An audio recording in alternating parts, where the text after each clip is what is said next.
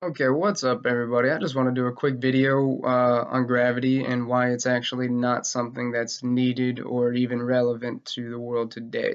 So first we've got back in about 1750 something, Newton made his equation for the law of gravitational attraction. What this is an equation where you get the force by multiplying what's called the gravitational constant, which is just the speed that things fall down in a vacuum. When there's no air resistance, buoyancy, anything going on, things fall at 9.8 meters per second squared. This number is put into equations and assumed to be gravity when really it's just a speed and a force. They can't tell what it is, why it is, whatever. You multiply this by the mass of two objects and divide those masses by the radius squared, and you get the force. You take the exact same equation 100 years later when they discover electromagnetic attraction, and it's the same thing. I don't see why they've decided that they're two separate things. You've got the same force, and what you do is you multiply charge 1 times charge 2 divided by the radius squared times the electrostatic constant. It's the exact same equation, they've just called gravity electromagnetics. The issue is the equation for gravity is 100 years younger, or older, I'm sorry. So if they had already discovered electromagnetic attraction and the ratio between mass and charge, they would already know how gravity works, and they never would have come up with this silly model. So barring the fact that the equation for gravity is the equation for electromagnetic attraction, we can move on with that.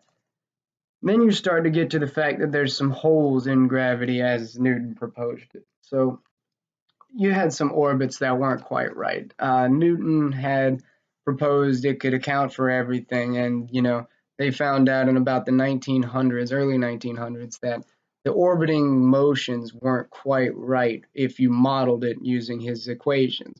So they had to come up with general relativity in like 1905, 1910-ish. This is suggesting that space-time can be warped and all these weird things can happen to account for the lack of perfection in gravity, if you will. It has holes, so they plugged it with a theory. If gravity's a boat, it keeps getting holes and keeps somehow being saved from sinking by theory after theory after theory. So after you've got general relativity explaining hole one for about almost 100 years, you get in 1998 they start realizing gravity should cause the universe to collapse upon itself because it's all attraction and everything else. And then it occurred to them that the universe isn't actually collapsing, it's expanding past a certain point. And they couldn't figure out why.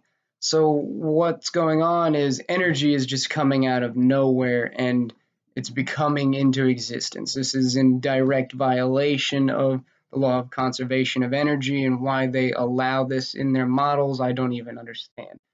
But dark energy was invented. Dark energy accounts for 68% of the known universe, while dark matter accounts for 27%. Neither of these things can be proven. They're just two huge mathematical constants that get in the way of gravitational calculation. Why things haven't been reevaluated, why gravity hasn't been redone after all of these things, I don't know. Gotta be people just ignoring things on purpose.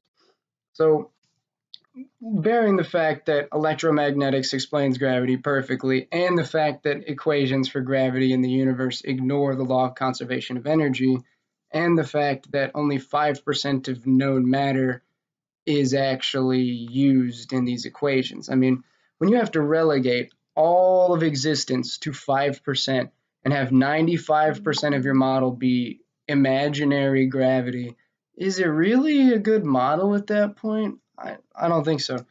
But they came up with a theory for how this stuff came to be, the energy. How does it just pop into existence?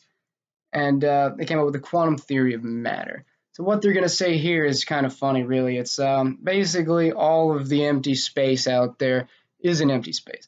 It's full of little virtual particles, and what they're doing is popping into existence from nowhere and then popping back out of existence. The idea is that there's somehow, again, defying law of conservation of energy, popping into existence and then leaving out of existence, leaving the energy there. This is just another theory that's in direct opposition to already present scientific laws, and it was never needed to be made in the first place. So after that, they come up with an alternative theory for dark matter because it just doesn't make sense for them because obviously it's breaking other laws. And they came up with quintessence. It's basically invisible antimatter all over the place. Again, they can't verify it. They can only prove it exists by pointing out holes in the gravitational equations, when we all know that the holes are just because the model is false. It's not scientific anymore. They're just taking things and they keep plugging holes. I mean, if gravity was a boat, this thing would look like Swiss cheese. It would be like funny at this point, you know? I mean, come on, at some point you have to be scientific and draw the line. You have to redo these things. This is just ridiculous. So take it or leave it, but electromagnetic equations provide everything you need to account for gravity. Electromagnetic levitation only needs magnetism to be countered.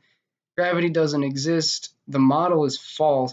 The only reason they cannot let it go, the only reason they keep making theory after theory after theory, is because the day you decide gravity is not right, you again have to figure out why we're standing upside down on a ball hurtling around space at 1.3 million miles per hour. It's all a lie, and it can all be done with other forces, other experiments. There's no need to believe that we're some blue speck flying around in the middle of nowhere. It's just not true. I'm sorry.